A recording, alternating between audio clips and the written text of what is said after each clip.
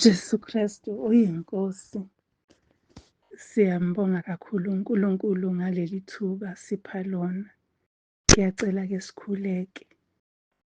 Baba wethu ongcwele, ngegama lenkosi yethu uJesu Kristu sesikhona. Nkosi size ebukhoneni bakho. Wena okhona endaweni zonke, ukhona ngekhathi zonke. UJehova wamabandla, Jehova ophakemeyo, Nkosi yamakhosi, umdali wezulu nomhlaba. Akekho ongalinganiswa noma afaniswe nawe.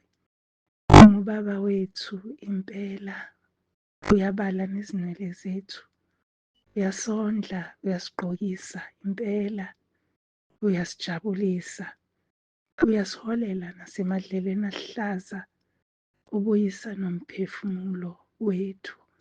Siyabonga Baba wethu ongcwele ngoba usenzela indlela yokuza kuwe, wasenzela indlela yokunqoba ngendodana yakho uJesu Kristu waseNazaretha ophilayo. Siyabonga Baba wethu ongcwele nangalesi sikhathi, wena wedwa ongahlulwa yilutho, wena wedwa wenzile izimangaliso ezinkulu, wena wedwa umcabango yakhe iphakeme kakhulu kunemicabango yethu, nezenzo eziphakeme kakhulu kunalokho thina esingakwenza.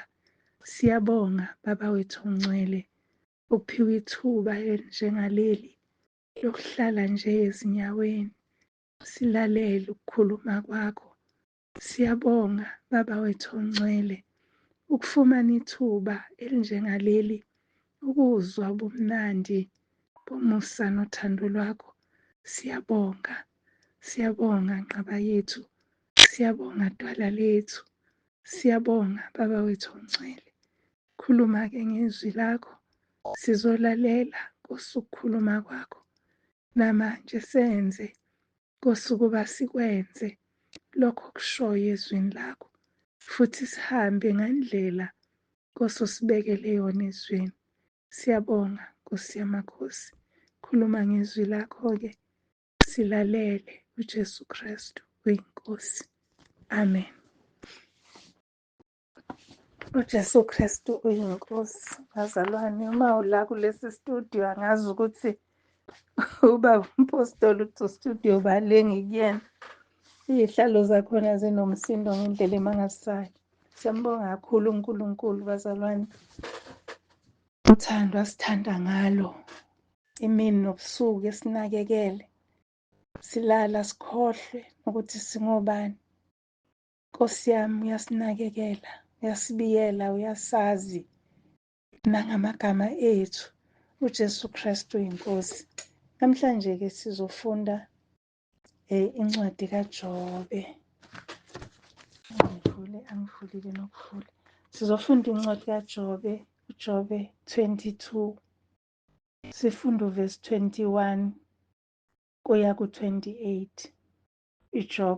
Job chapter 22 verse 21 to 28. Isihloko sithi jwayelana naye.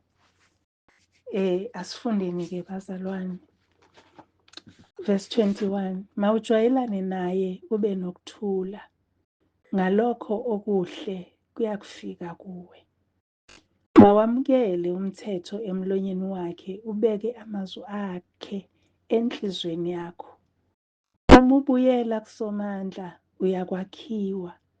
Uma udedisa okubi kude etendeni lakho, ubeke igolide lakho othulini lase-Ofiri phakathi kwamatshe eminonjana.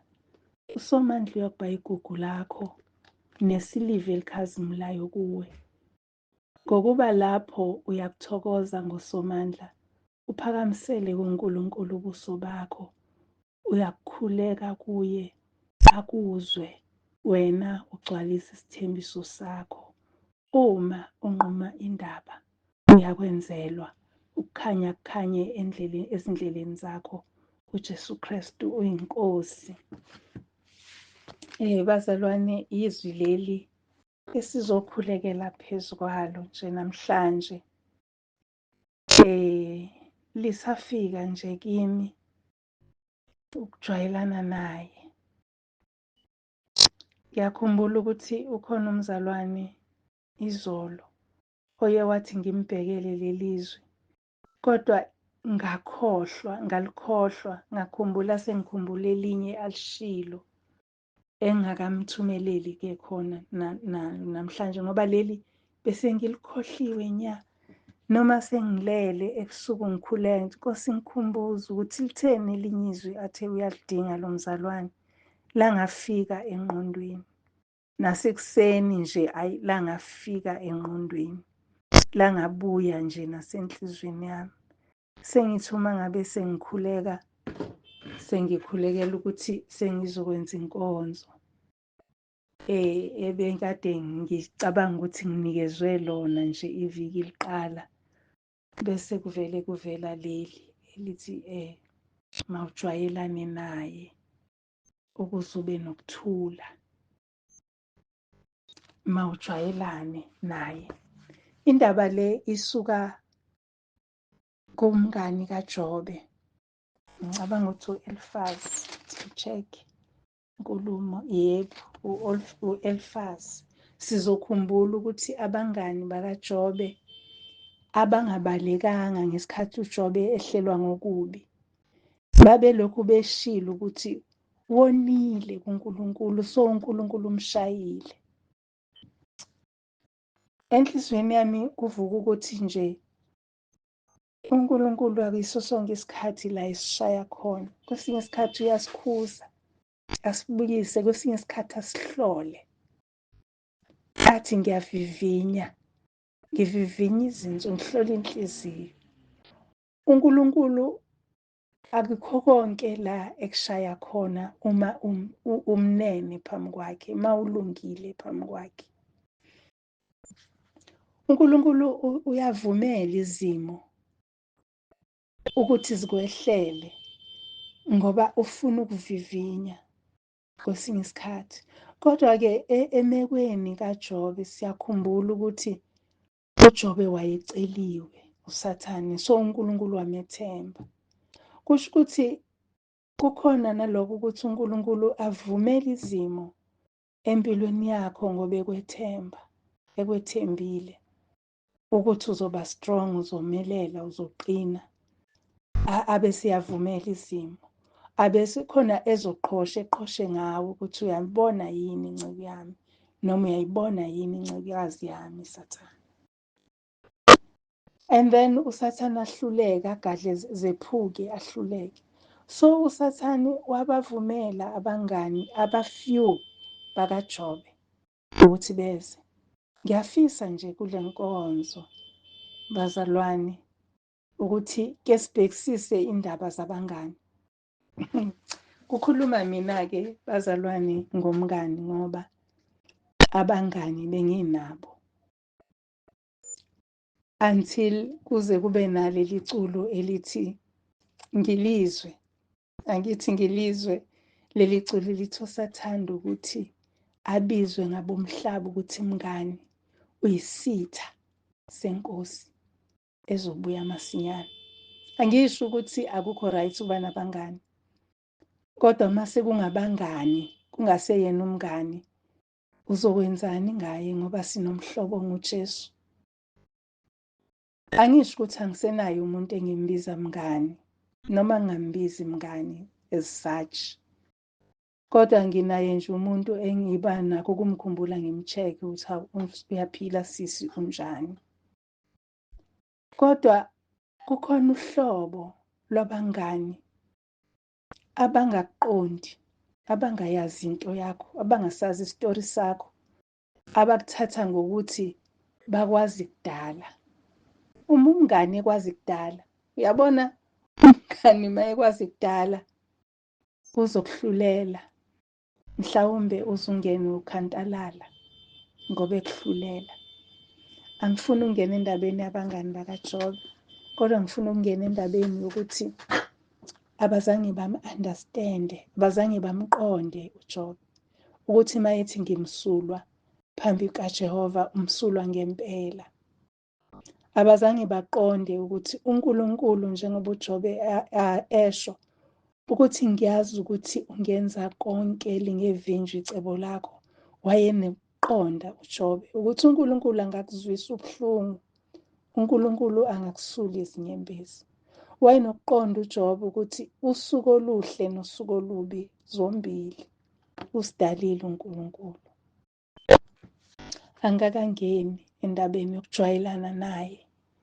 Lithi-ke lelizwi mawujwayelane noNkulunkulu uzoba nokuthula. Bazalwane, angazi noma iyangijabulisa le ndaba noma ingenzi njani.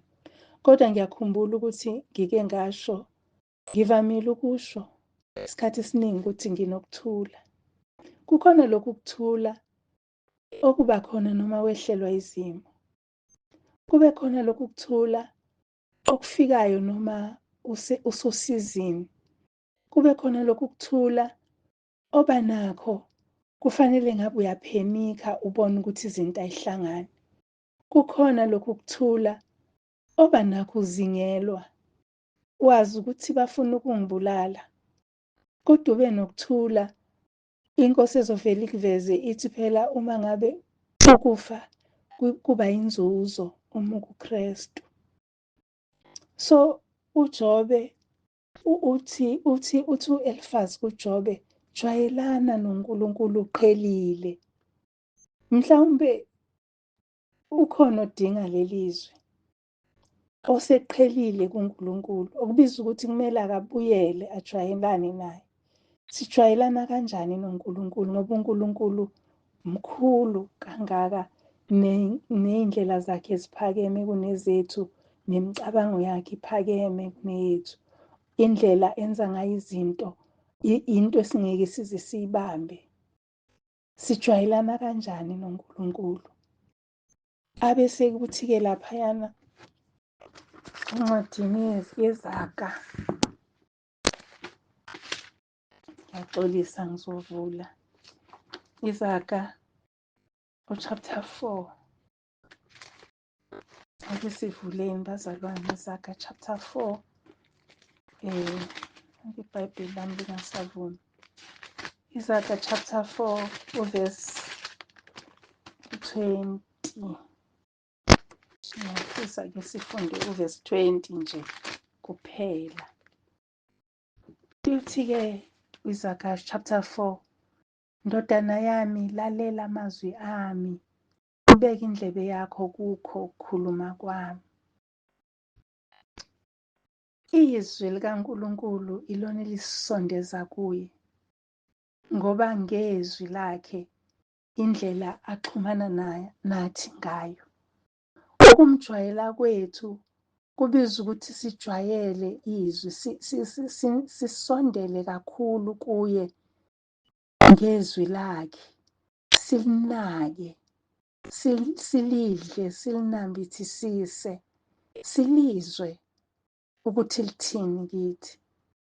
Izwi likaNkulunkulu-ke liyamangalisa ngoba lingena esimeni lithi likhaxa noma ngabe isiphi. Izwi likaNkulunkulu liyisimanga ngoba liyalapha, liyapholisa, liyajabulisa, liyathobisa, liyafundisa, liyakha, angazi ngabala ngithini. Izwi likaNkulunkulu likwenza konke lokhu ukuba sibe nokuthula, sibe nokujwayelana naye bese sizuza ukuthula. Lithi-ke leli vesi esilifundayo, lalela amazwi ami. Kusho ukuthi indlebe yakho ifanele ayivulekele ukuzwa izwi likaNkulunkulu. Indlebe yakho ayinamathele ezwini likaNkulunkulu.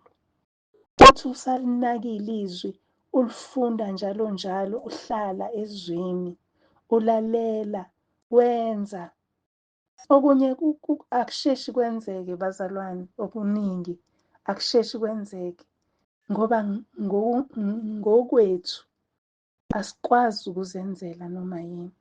Kodwa okuningi uNkulunkulu uma sicela kuye, siza kuye, Nkosi ngiphe ukuthi ngiliqonde izwi lakho, ngiphe ukuthi ngilinambithe izwi lakho, ngiphe Nkosi, ngenzele umusa. uNkulunkulu uBaba unendlela asipha ngayo esikucelayo. uNkulunkulu uyabheka ukuthi into asinika yona ayinabungozi yini kuthina. Into asinika yona siyayidinga na, noma siyayifuna, siyayifisa. uNkulunkulu izinto asinika zona zinesikhathi asinika ngazo. Ingakho izwi lakhe likhuluma ngokuthi uma usawumntwana uphuza ubisi, bese masuqinile bese udla okuqinileyo, okwezwi likaNkulunkulu. Uma ngabe usisangena nje ekukholweni, sifunda ukuthi uNkulunkulu uthando, sifunda ukuthi njengoba uNkulunkulu alithanda izwe kangaka, sifunde lokho, sazi ukuthi uNkulunkulu wenzeni kusithandeni kwakhe. Sifunde ukuthi uNkulunkulu zesidale, usidale kanjani, usenze ngomfanekiso wakhe, sisangena. Kodwa uma ngabe sesikhulakhulile, sizofunda okukhulile ukuthi kungani umntwana uma esekhulakhulile adle okuqinaqinile but okusathambile, asuke kwi-liquid angene kwi-solid form but soft. Kuye ngokuya uNkulunkulu esikhulisa, esibeka kuma-levels ahlukahlukene. Ingane eno-6 months izodla amazambane ameshiwe, kodwa ingane esinonyaka isizodla inyama, idle uphuthu, idle konke okuqinile. Uma ngabe uNkulunkulu ebezosigixabeza, kunezwi lithi uNkulunkulu usinikeza ukukholwa. Umuntu nomuntu unesilinganiso sakhe sokukholwa. Ngoba mhlawumbe uzothi uma ngabe ngixabeza ngokuprofetha bese ngigcwaneke, ngimane ngibona umuntu uNkulunkulu athi mekhuluma nami ukuthi lo muntu umsize kanje kanje kanje, bese ngivele ngimbizele esidlangalaleni ngithi uNkulunkulu uthi wena uzosizwa ukuthi ngizokusiza mina kanje kanje kanje, uNkulunkulu ushilo.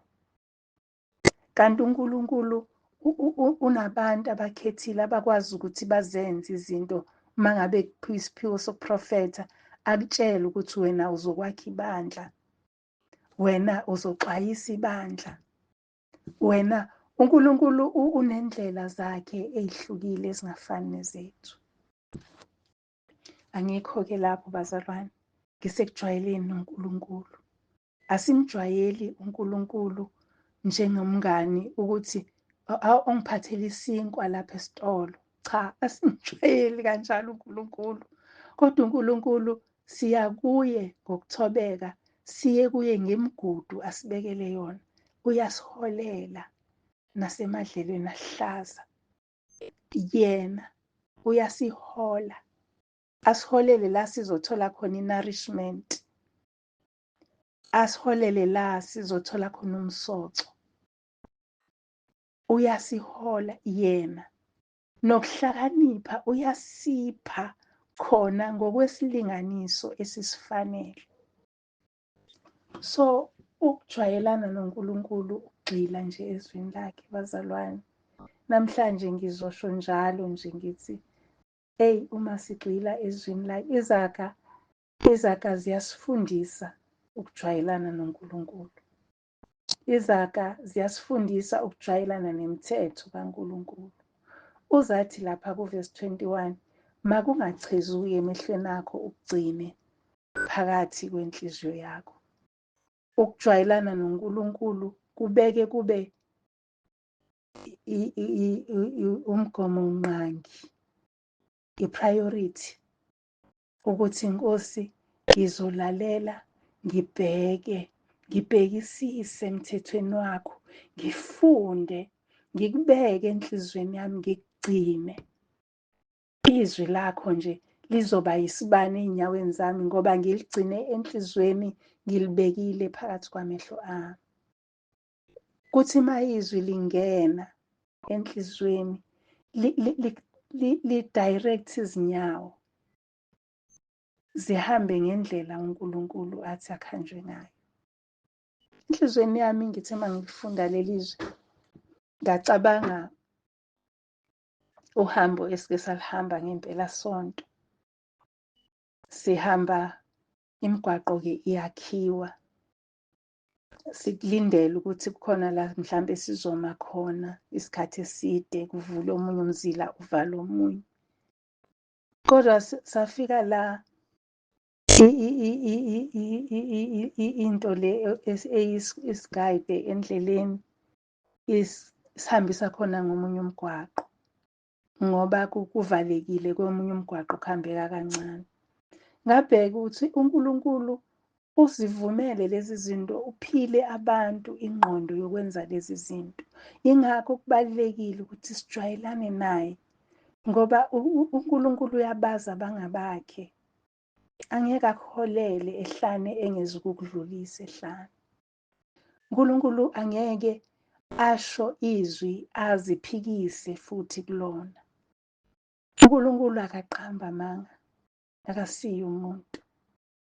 Uma yethe ngizokuhola nangeso lami, ingakho kufanele ukuthi bheka emehlweni, bheka la, iso lakhe likhona la encwadini yakhe, la izokuhola khona.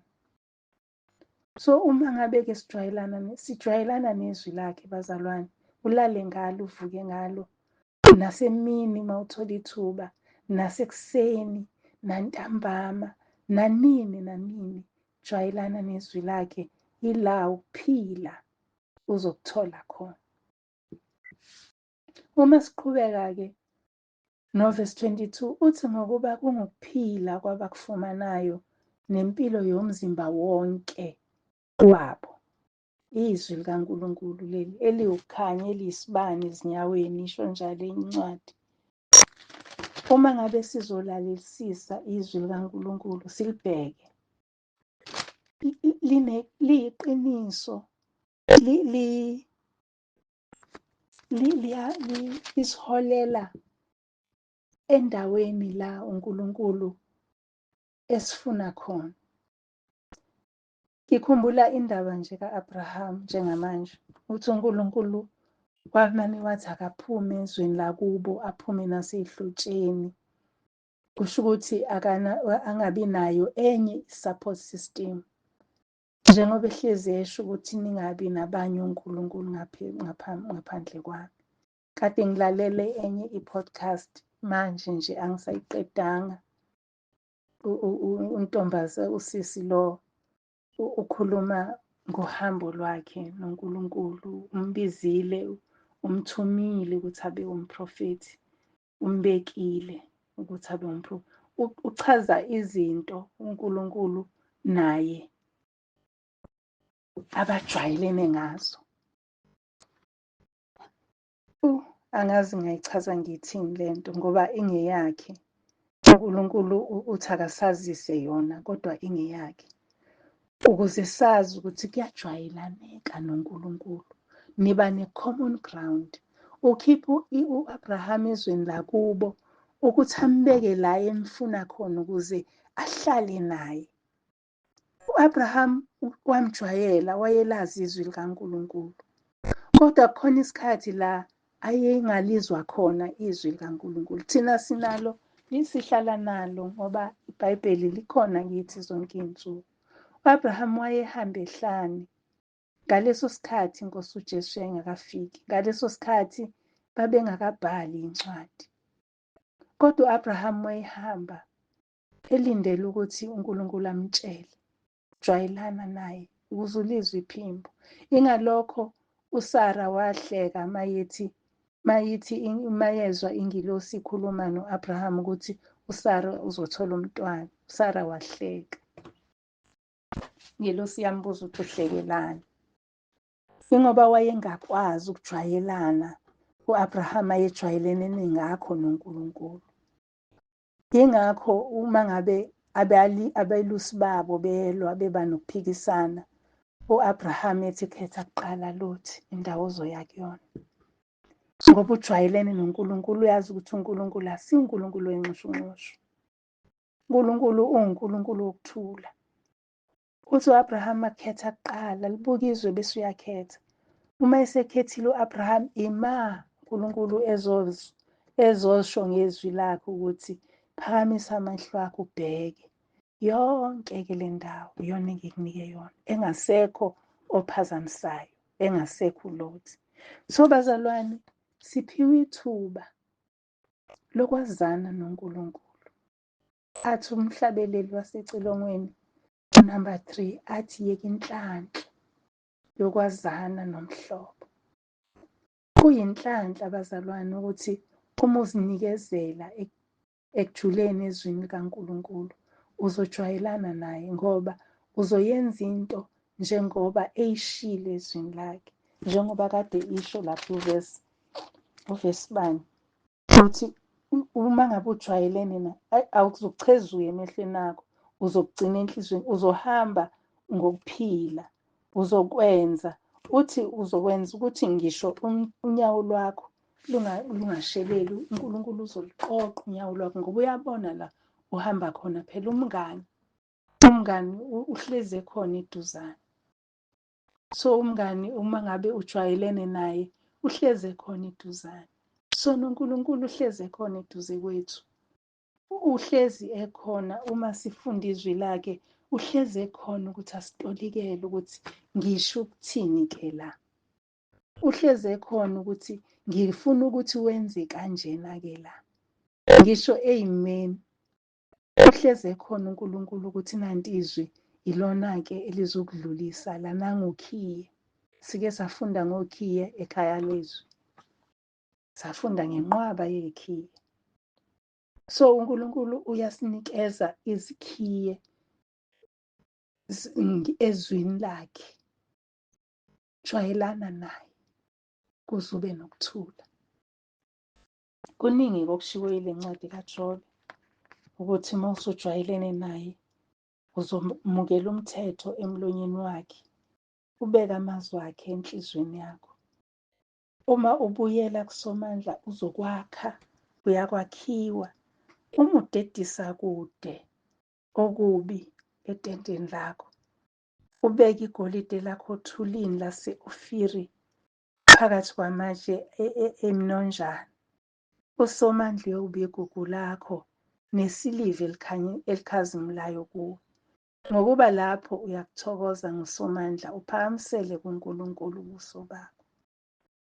Usunokuthula, awusenalo uvalo, usuyaphakamisela ubuso bakho kuwe.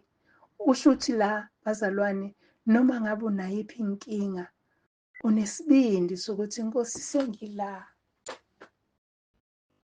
Ngike ngabona njengoba kade kuney'khukhula lina izulu, angazi ukuthi kukuphi kule ndawo, kodwa umuntu ubemile phezu kwe-truck, i-truck isizopheshulwa amanzi, isizokhukhulwa amanzi. Ithemba lakhe belingekho ukuthi mangabe amanzi enamandla kangaka okuhambisa leli truck, bengubani mina? Uyama phezulu, liyatsheka i-truck ngenhlanhla, ngomusa kaNkulunkulu. I-truck lize likhukhulekele ngasosebeni lomfula, bambambe bamsize, amandla kaNkulunkulu. Uma ngabe ungenalo-ke ithemba, ungakwazi ukuphakamisela amehlo akho kuNkulunkulu, ngoba wena ungazange wajwayelana naye, uzophepha kanjani ezikhukhuleni, ezivunguvungwini uzophepha kanjani? Uma ngabe ungazange wajwayelana naye, wabeka amazwi akhe enhlizweni yakho, amazwi akhe ashoyo ukuthi ungesabi, nginawe. Yazi ukuthi ngiyakhumbula ngisamncane, wayethi umama mayekuthuma kwenye indlu, ngikhulele ekhaya lapho izindlu zaziba ziningi khona. Uma ekuthuma kwenye indlu, mhlawumbe ukuthuma ekhishini, yena usesekamereni, uzophumela phandle, ikhishi lingaphandle, sekumnyama, athi ngiyakubona, and sasikholwa ukuthi ngempela umama uyasibona. Kwakungafiki engqondweni ukuthi njengoba engibona nje uma kungaqhamuka inunu ingithathe uzofika nini, ngoba kusho ukuthi uzoyibona nenunu angibone nami kodwa uzongitakula nini. Kodwa sasivele sibe nethemba noNkulunkulu njalo ukhona bazalwane, ukhona, uyasibona, unathi. Okwakheke ku-strong kakhulu ngoba unathi, akekho ekamereni ukuthi usibuka ekude, ukhona lapho. Isimo obhekene naso ukhona lapho. Ngaba sihle singaba simbi, uma umkholo ukholwa nguye umethemba, ukhona. Athi uDumi uma ehlabelela, thina siphi isimo siyamlalela. Ngisho ulwandle lwamlalela, lwavuleka bahamba abantwana bakwa-Israyeli. Nawe esimeni sakho uzolivula lolu lwandle olubovu uhambe. Uyabona nje imfula yokuphuza amanzi. Kukhona ihubo engilithandayo, ihubo 46, ngivamile ukulikhotha kodwa angikaze ngikhothe leli vesi elithi ukhona umfula owenzani umuzi kaJehova uphakathi kwawo yena. Amahubo 46 ngilufunda. Amahubo 46 uvesi 4 wakhona. Uthi ukhona umfula omanzi awo athokozisa umuzi kaNkulunkulu, indlu engcwele yoPhezukonke. Uyazi ukuthi yizwi lelo bazalwane, yizwi elithokozisa imizimba yethu, sibe nokuthula, sibe nokuphila. Yena uNkulunkulu phakathi kithina, uJesu Kristu inkosi. uNkulunkulu phakathi. Uma ngabe ufika lamanzi alomfula, uNkulunkulu usuke phakathi bazalwane. Indlu engcwele yoPhezukonke, uphakathi kwawo, awuyukuzanyazanyiswa. uNkulunkulu uyawusiza ngisho ngovivi lokusa, kusaphithizela, kusagijima abathakathi, uNkulunkulu akusize. uJesu Kristu inkosi, siyacela sikhuleke. Siyabonga abawethu ongcwele, izwi lakho lingukuphila nasemathanjeni ethu. Siyabonga Nkosi, lingukukhanya nasezinyaweni zethu. Siyabonga, siyabonga Baba wethu ongcwele, sipho ukuba sijwayelane ngempela nawe, singasuki kuwe. uJesu Kristu uyinkosi.